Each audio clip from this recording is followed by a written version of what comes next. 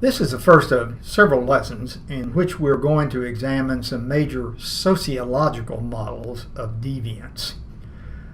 Recall, and again I want you to focus on the diagram that I employed in an earlier class session from Hammond, Cheney, and Percy. Deviance is nonconformity to the norms, to the values, to the rules, the regulations, and the laws of the larger society. The first model that we're going to examine is linked into a key question. Who defines what is deviant? Now, what you want to bear in mind again is that, and although this isn't really specified in the study guide, there are several branches of the conflict model that can apply here. But before we examine those, think back about this film, The Hunger Games. Remember Katniss Everdeen. Competition and social inequality within the social system of which she was a part led to deviance. The pressure of competition, particularly for valued resources, causes her to engage in some deviant acts. So, as to the conflict model, there are two branches that can be applied to deviance. And although these are not laid out in specific detail on page 15 as well as page 16 in your third study guide, and it's only loosely referenced in chapter 6 in your textbook, I want to go over each one of these. One branch of the conflict model that is applied to a better understanding of deviance is deviance and its relationship to power. Sociologists using this approach argue that the criminal justice system attaches far more attention to the actions of the disadvantaged, the poor, and lower income folk, particularly with respect to acts like robbery, burglary, larceny, and aggravated assault.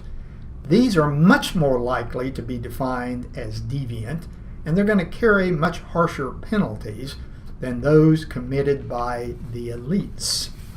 As a matter of fact, conflict theorists from this perspective argue that, generally speaking, the powerful, those of the upper social class, the wealthy and the influential, are actively involved in determining what is and what isn't deviance through various legal means and methods, such as making financial contributions, selecting candidates for office, lobbying, and participating in policy-making bodies or groups.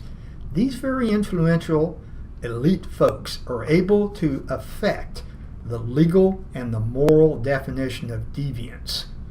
And as a result, their interests are directly reflected in the moral and legal system of a society. Kademeyer, Ritzer, and Yateman have an interesting quote. Think about it. The behavior of those whose interests are not represented is therefore much more likely to be defined as deviant.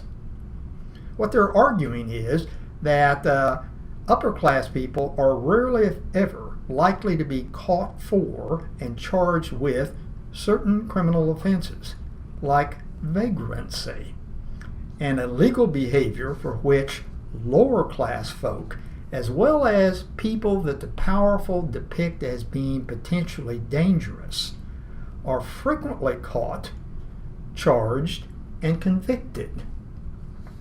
Now, at the same time, sociologists from this particular perspective focus on other examples and illustrations. One of the more interesting ones has to do with, to be precise, this drug. This is an old advertisement from 1885 when cocaine had a pretty benign, if not in the minds of many people, beneficial function in society. It's incorporated into a number of medications, if you will. Many of you know, and probably not surprised, that it was a major ingredient when Coca-Cola was first produced. But again, conflict-oriented sociologists, arguing the relationship between deviance and power, highlight these two forms currently of cocaine. To the left, crack, and to the right, powdered cocaine. The point being made here is that the legal penalties for crack are considerably higher than those for the powdered form of the drug. Now, question, who's more likely to use crack and who's more likely to use the powdered form of cocaine? Well, probably I think all of you recognize that crack cocaine is primarily used by lower class folks and minorities, whereas powdered cocaine is much more common among white, middle and upper middle class and upper class users. Now, to illustrate my point, despite a recent change in federal legislation, if a person is caught with 28 grams of crack cocaine, they have a 5-year sentence without parole.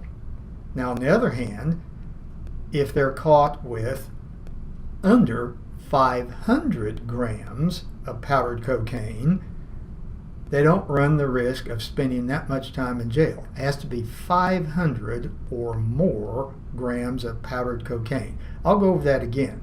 5-year sentence without parole, crack cocaine, 28 grams. Powdered cocaine, 500 grams. 10-year sentence without parole, 280 grams crack cocaine, 5 kilograms of powdered cocaine. So once again, sociologists using the conflict perspective argue that the laws themselves tend to reflect the interest of the powerful. Kendall, for example, highlights the fact that the criminal justice system is much more focused on and less forgiving of deviant and criminal behaviors that are committed by certain classes, or to be precise, let's use the term categories of people. Young, single, urban-based males are much more likely to be considered potentially dangerous, and they tend to end up with stiffer sentences in criminal courts. On the other hand, if the victim is male, of white ethnicity, has a privileged position based upon wealth and power, law enforcement officials tend to be more often than not more apt in exerting effort and resources to apprehend the person or persons responsible. Now, another key branch of the conflict model that is interested in answering this question of who exactly defines deviance is those, or to be more precise, involves those sociologists who look at the link between deviance on the one hand and capitalism on the other hand. Now, this branch of the conflict model reflects many elements of the Marxist approach. Deviance and crime, according to these conflict-oriented sociologists, serve to benefit the capitalist class and the capitalist economic system. Kendall points out that the basis of this model is that laws and the criminal justice system itself tends to protect and support the interests and privileges of the capitalist class. Marx referred to these as the owners of capital, or the bourgeoisie. In capitalistic societies, the social and legal system supports and justifies class inequalities and works to maintain the status quo, which in turn helps to maintain the position of the capitalist and other elites at the top of the overall class system. These folks use their power and authority to designate anyone that might be considered as a potential threat to be criminal, or they attempt to use the legal system against them. let's go back to another working example. To be precise, let's focus on opium. Numerous laws were passed by first local, then state, and finally the federal government in the late 1800s and the early 1900s in an effort to restrict, specifically control, immigrant workers, especially Chinese. Large numbers of them had come to the United States to help build the Transcontinental Railroad. Interestingly enough, at the same time, there were a series of laws emerging having to do with trusts. Now, the term trust refers to really gargantuan businesses which tended to control entire sections of the economy, like railroads, oil, steel, and sugar. One of the most important laws that was passed at this particular point in time was the so-called Sherman Antitrust Act of 1890. It outlawed any contract, combination, or conspiracy in restraint of trade or commerce among several states or with foreign nations. But more importantly, it was designed to prevent monopolization of any market, and it was to be employed by the government to literally, again, break up large monopolistic corporations. This is an example of what I'm getting at. And what you want to highlight is down at the bottom. After it was passed in 1890, it was well over 10 years before the act itself really got teeth. So what I'm getting at, to go back to highlight the point made earlier, laws were passed to restrict the use of opium. Funny thing, maybe interesting thing, those laws that were passed restricted these folks, Chinese, from using the drug, but not white Americans. They could import it and use it. And at the same time, the federal government, keep in mind this was in the last 2 decades specifically of the 1800s, the federal government was rarely enforcing the newly developed antitrust laws against large companies that were headed up by some of the most predominant families in the United States, like, as you see here, the Rockefellers. As a matter of fact, some conflict-oriented sociologists from this branch have argued that aspects of the criminal justice system are really designed to be ineffective, to be inefficient. That's going to give the impression that crime is widespread. It's a very serious problem. Now, this concern with crime then helps to redirect the attention of people who are being exploited by the existing system. And some conflict-oriented sociologists argue it provides an opportunity for the powerful to advocate for even stronger laws that are essentially designed to benefit whom? You got it? Themselves. Now, although this is an interesting approach, as many of you might recognize, it's fraught with some problems, but there is some support. You can highlight again 2 points down at the bottom of page 15. The powerful do have resources and influence to more successfully hide their deviance, or in effect, be less likely to be defined as deviants. Those with limited or no power are frequently assigned deviant labels and often subject to heavy social control.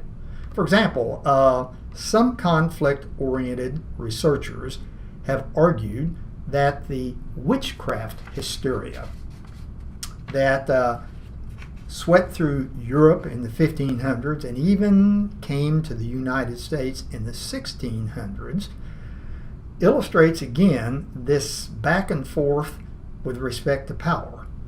Some conflict-oriented sociologists have argued that what you see underneath what's built into, again, the hysteria itself is control of men over women, the church over the secular world, and the powerful over the less powerful. And again, if you look at it, American history, you can highlight the fact that law was employed to deprive Native Americans of their lands and their rights. The legal system was also employed to uphold slavery, and later it enforced racial segregation. Now, at the same time, if you go back for just a moment to the witchcraft hysteria, witches were real. This was a genuine threat in the minds of a lot of people at the time. So it took the average folk attention away from their exploitation by the powerful. It provided them with a useful scapegoat. Rather than to blame those folks in control, it's all those nasty witches out there, if you will. Now, at the same time, there are some serious limitations to the conflict approach. Pay attention to one of them down at the bottom of page 15. And there are additional ones highlighted at the top of the 16th page.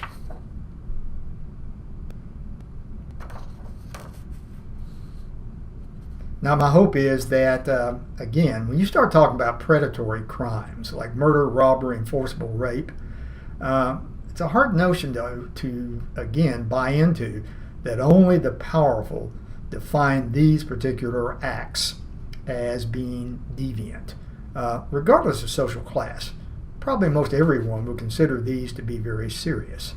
Furthermore, you want to keep in mind that deviance, go over again to page 16, deviance is going to occur in all societies, irrespective of their economic system. Deviance is not unique to capitalism or to capitalistic economies. Furthermore, look at number 4.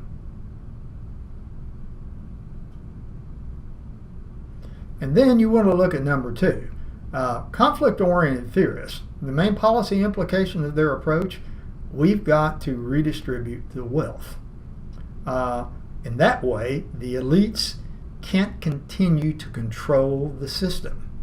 Now, my question to you would be, is this going to occur any time soon? So, again, an interesting approach. Got some really fascinating arguments for support, but at the same time, like any model that's developed by sociologists, this one has some significant weaknesses. Next time, we'll look at the question of, are there really functions associated with deviance?